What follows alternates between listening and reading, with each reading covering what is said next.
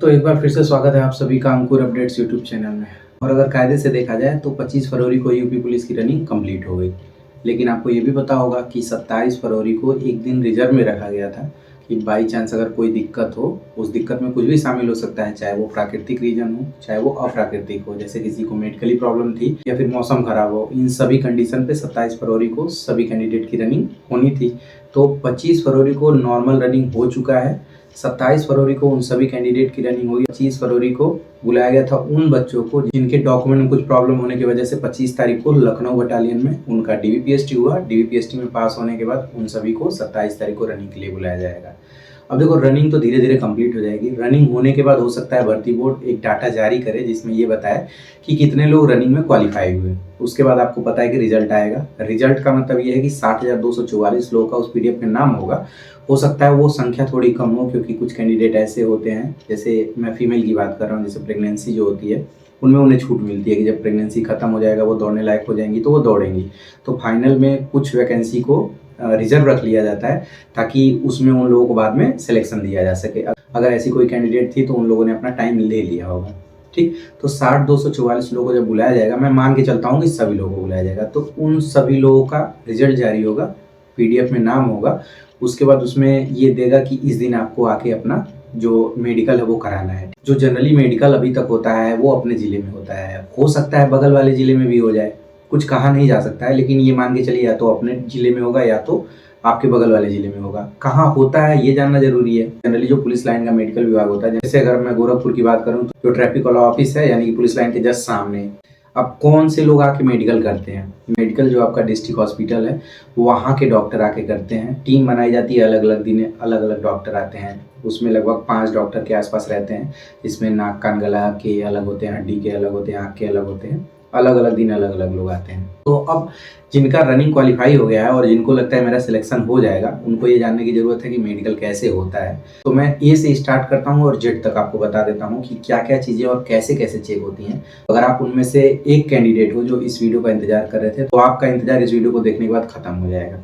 मान लो आपका admit card जारी कर दिया गया कि आपको मेडिकल कराने जाना है, तो आपको वहाँ लेके जाना रहेगा अपना एडमिट कार्ड। उसके साथ साथ आपको चरित्र प्रमाण पत्र वहाँ लेके जाना रहेगा। चरित्र प्रमाण पत्र कौन सा लगेगा? जो लास्ट एजुकेशन है वो वाला, और आपको ग्राम प्रधान से भी बनवा के लेके जाना रहेगा। उसके साथ साथ गांव के 2 सम्रांत व्यक्ति वाला भी चरित्र प्रमाण पत्र आपको बनवा के लेके जाना रहेगा।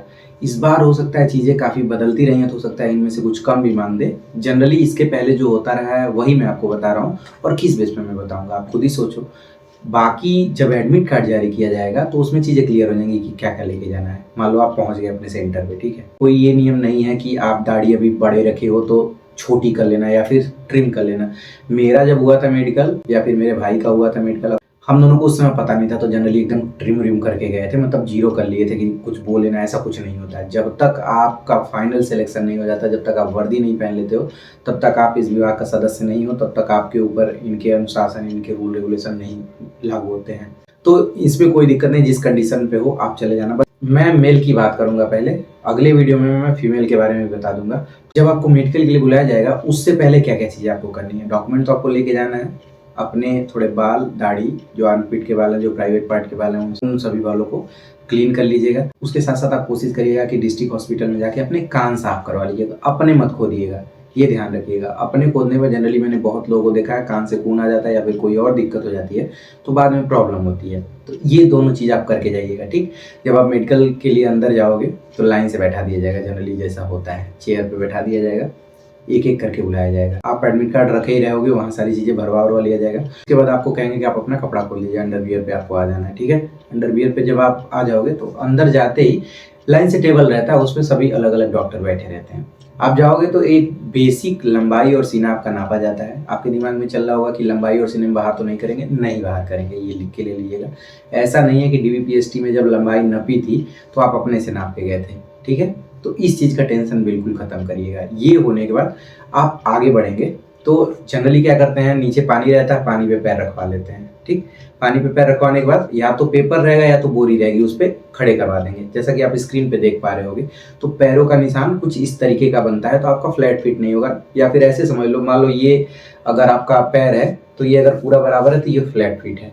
बाकी पैरों का निशान आपको पता है कि कुछ ऐसे अंदर घुस के निकलता है, तो वैसा अगर रहेगा तो कोई दिक्कत वाली बात नहीं है। जब ये हो जाएगा तो उसी समय जो हड्डी वाले डॉक्टर होते हैं वो रहते हैं, सामने खड़ा कर देंगे, कहेंगे घुटना सटा के खड़े हो जाओ। जैसे एक बार क्या करेंगे, जैसे मान लो ये आपके दोनों पंजे हैं, आपको मैं फोटो दिखाता हूँ, आप फोटो ध्यान से देखो। इसमें आपको दिख रहा होगा बोलेक्स, नॉकनी। इसमें उसी समय आपका बोलेक चेक कर लिया जाएगा, नॉकनी चेक कर लिया जाएगा। नॉकनी का मतलब ये एक बार नॉर्मल पंजे सटा के चेक कर लेंगे, घुटने के बीच में थोड़ा सा गैप बनना चाहिए, और उसके बाद कह देंगे कि आप 45 डिग्री का कोण बना लीजिए। तो कोई दिक्कत नहीं होती है, मैं तरीका आपको बता रहा हूँ। जैसे मान लो कि ये दोनों घुटना है, ठीक है, अगर बाई चांस सट रहा हो तो दोनों पैर को सटाइएगा और घुटने को हल्का सा, राइट वाले को थोड़ा राइट पीछे धक्का दीजिएगा और लेफ्ट वाले को थोड़ा सा पीछे लेफ्ट धक्का दीजिएगा, थोड़ा सा स्पेस हो जाएगा। ऐसा नहीं होता कि उसमें डंडा डालेंगे, कुछ लोग कहेंगे स्केल डाल के चेक करते हैं, ऐसा कुछ नहीं होता है, ऐसा बिल्कुल नहीं होता है। उनको भी पता है कि आप सीआरपीएफ बीएसएफ में नहीं हो रहे हो कि एकदम तगड़ा वाला करना है, बेसिक होना चाहिए, मतलब देखने पे ऐसा लगना चाहिए कि हाँ कोई दिक्कत नहीं है। बोलेगा आपको पता है कि ऐसे हो जाता है पैर, ये बीच में जो गैप होता है वो उस टाइप का होता है, बाकी आप फोटो देख लेना, समझ जाना, ऐसी कोई दिक्कत नहीं है, तो आपको उसमें पास कर दिया जाएगा। जब आपका नॉकनी बोलेक चेक हो जाएगा उसके बाद आपको आगे पढ़ाएंगे। हो सकता है सीक्वेंस अलग अलग हो, जैसे मैंने आपको बताया कि ये पहले चेक हो जाता है, हो सकता है वो पहले आँख चेक कर लें, लंबाई सीना तो पहले चेक करेंगे, हो सकता है वो पहले नॉकनी चेक कर लें, सीक्वेंस इधर उधर हो सकता है, लेकिन होता ऐसे ही है। उसके बाद जो आँख नाक और गला रोग विशेषज्ञ डॉक्टर होते हैं वो आपकी चेक करते हैं आँखें, ठीक है। अब आँख कैसे चेक होता है, नॉर्मली 6 मीटर की दूरी पे एक आपको चार्ट लगा रहेगा, वहाँ पे आपको उसको पढ़ना रहेगा अच्छे से। अब कैसे पढ़ना है, जैसे मान लो मैं बैठा हूँ, मेरे पीछे डॉक्टर बैठ जाएगा, पहले क्या करेगा, एक आँख बंद कर देगा, ठीक है, और आपसे कहेगा कि उस चार्ट में सबसे नीचे वाला बताओ इस समय कौन सा चार्ट चलता है। आप बहुत सारे चार्ट देखे होंगे, जैसे आपकी स्क्रीन पे दिख रहा होगा ढेर सारे चार्ट, जिसमें हिंदी इंग्लिश बहुत सारे, लेकिन अभी से कुछ समय पहले तक जो एक सर्किल वाला चार्ट होता है वही चल रहा है, जिसमें ऊपर कटा होता है, या तो नीचे कटा होता है, या तो राइट कटा होता है, या तो लेफ्ट कटा होता है। तो आपसे यही पूछेंगे सबसे नीचे वाले में, पहले से बताओ किधर कटा है, दूसरे में बताओ, तीसरे में बताओ, चौथे में बताओ।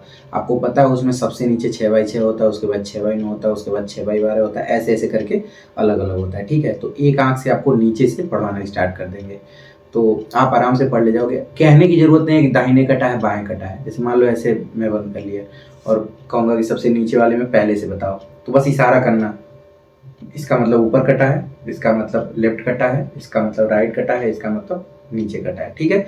ऐसे करके पूछ लेंगे, फिर आपके इस आंख से हाथ हटा के इस आंख को बंद कर लेंगे, कहेंगे अब बताओ।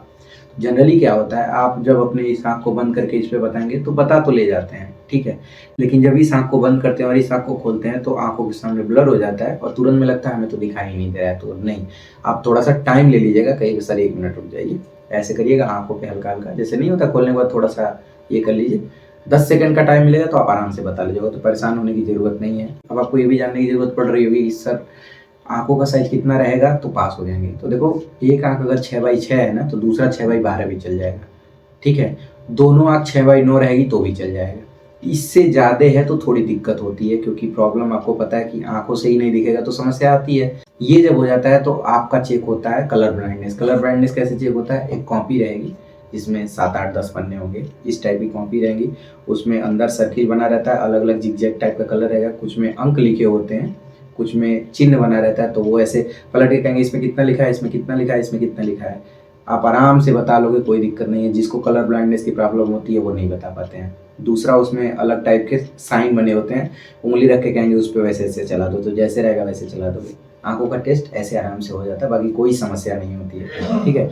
अगर चश्मा लगा है तो समस्या आती है। आंखों का साइज कितना होगा ये मैंने आपको क्लियर कर दिया।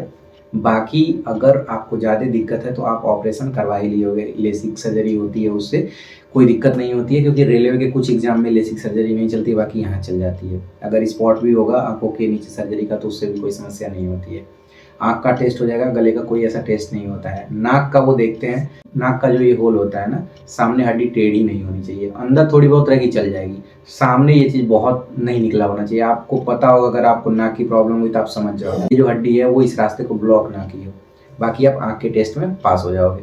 जब ये हो जाएगा तो हड्डी वाले डॉक्टर जो नॉकनी और बोलेग और ये चेक करते हैं, वही आपका हैंड वाला भी चेक कर लेंगे। ऐसे नॉर्मल स्ट्रेट करा लेंगे ये जो कोण होता है वो ज़्यादा नहीं बनना चाहिए, लेकिन कोण में यूपी पुलिस के मेडिकल में बहुत कम लोग बाहर होते हैं। जैसे एसएससी जीडी या फिर किसी आप सेंट्रल फोर्सेस की नौकरी में जाओगे तो वहाँ बहुत तगड़ा चेक होता है, लगा के चेक करते हैं कि ये कितना होना चाहिए। तो आपको स्क्रीन पे दिखा रहा हूँ, कुछ ऐसा होगा तो कोई समस्या नहीं होगी। नॉर्मली ऐसे करके देख लेते हैं और ये चेक कर लेते हैं कि ये हाथ कहाँ पुक तो नहीं रहा, पसीना वसीना तो नहीं आ रहा है, थोड़ा बहुत आएगा तो चल जाएगा, कोई दिक्कत नहीं। अगर मान लो आपके ऐसे करने पे उंगली काँप रही है तो थोड़ा प्रैक्टिस कर लेना, ऐसे करके कोई समस्या नहीं है। जैसे नॉर्मली करके देख लेते हैं, ये दिख रहा है आपको, तो इसमें भी आप पास हो जाओगे। उसके बाद चेक होगा आपका कान। कान कैसे चेक होता है? कान के लिए 2 मशीनें होती हैं।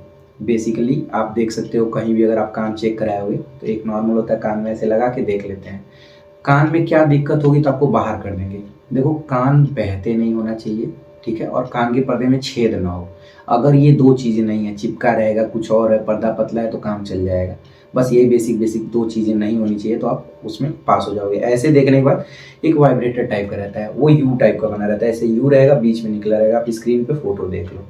अब जब उसको ऐसे करोगे तो वो झन ऐसे करता है, ठीक है। तो आपके क्या करेंगे, बीच में ऐसे लगाएंगे, ठीक है। पूछेंगे कि किस तरफ के कान पे महसूस हो रहा है। बीच में लगाने के बाद मान लो अगर इधर करते हैं तो इस कान पे महसूस होगा, इधर करेंगे तो इस कान पे महसूस होगा। यही करेंगे, पीछे लगाएंगे, आपको पूछेंगे कि बताओ किधर महसूस हो रहा है।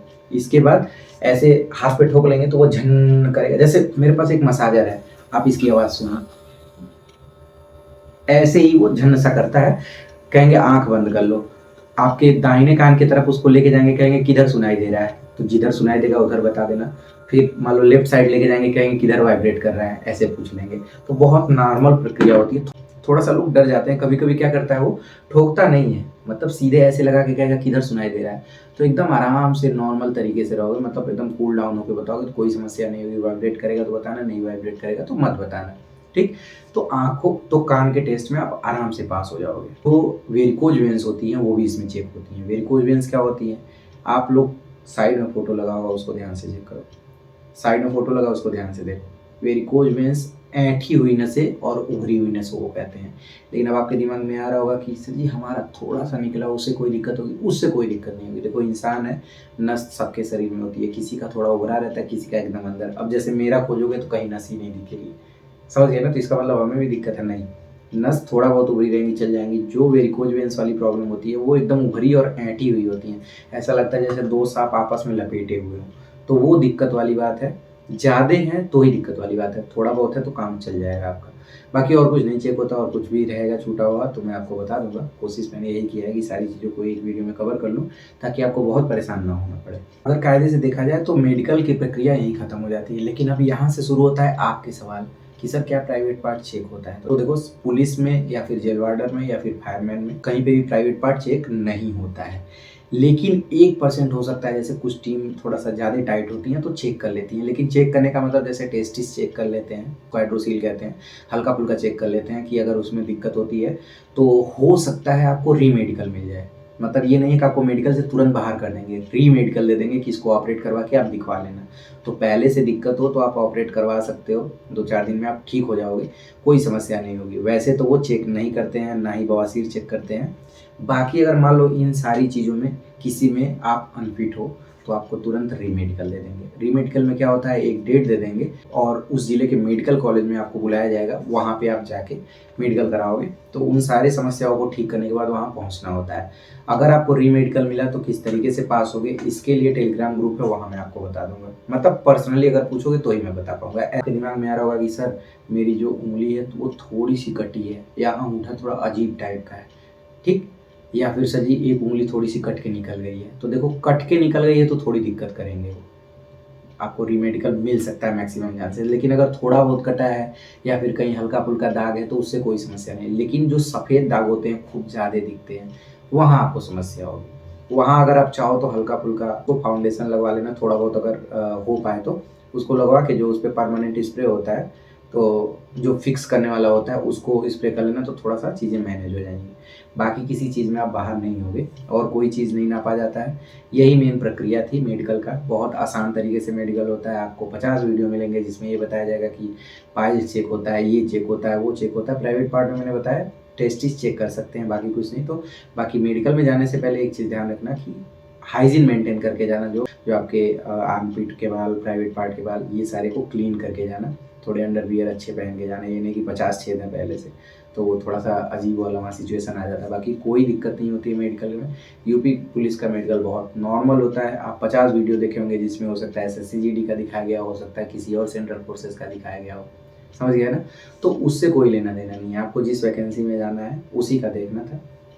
बाकी टेंशन फ्री रहो, कुछ भी पूछना हो तो आप नो डाउट आराम से कॉल करके मुझे पूछ सकते हो। मेरा नंबर आपको पता होगा यूट्यूब पे है कि इंस्टाग्राम आईडी मेरा अंकुर अपडेट्स नाम से है, उसको फॉलो करके वहाँ पर्सनली मैसेज करोगे तो मैं आपको वहाँ जवाब दे दूँगा। कुछ और जानना हो, आपस में बातचीत करनी हो तो वीडियो के डिस्क्रिप्शन बॉक्स में टेलीग्राम का लिंक है, उसमें जुड़ जाओ।